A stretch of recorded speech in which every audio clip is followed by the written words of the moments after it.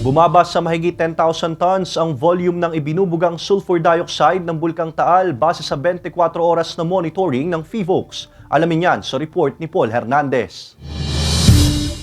It's a chill Friday para sa magkakaibigang ito na piniling mag-relax sa tabing lawa ng Taal ngayong pahinga sa eskwela. Maeengganyo nga namang balik-balikan ang lugar kung ang malamig na simoy ng hangin may kamatch na magandang tanawin. Siyempre, this week po is Hell Week.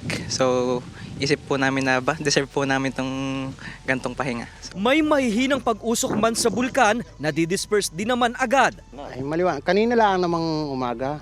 Madali namang mawala. Patanghali, wala na. Mas mababa na sa 10,800 tons na sulfur dioxide ang nailabas ng bulkan mula sa nakaraang mahigit 12,000 tonelada. Mataas pa rin naman ayon sa PHIVOLCS ang bilang na ito kung tutuusin. Buti na lamang at madaling nadidisperse dahil sa lakas ng hangin. The faster the wind speed, meron tayong effect dun sa flux results, 13 meters per second. Plume elevation. Bunsod niyan, walang tsansang makabuo ng volcanic smog o VUG sa bulkan. Yung season, may factor din yung sun, yung energy, UV rays na inano ng sun. Hindi na rin nakapagtala ng volcanic tremors o earthquake sa Taal base sa 24-hour monitoring. Hindi pa rin inaalis ang babala na alert level 1 sa Taal Volcano. Bawal ang pamamasyal sa isla na deklaradong permanent danger zone.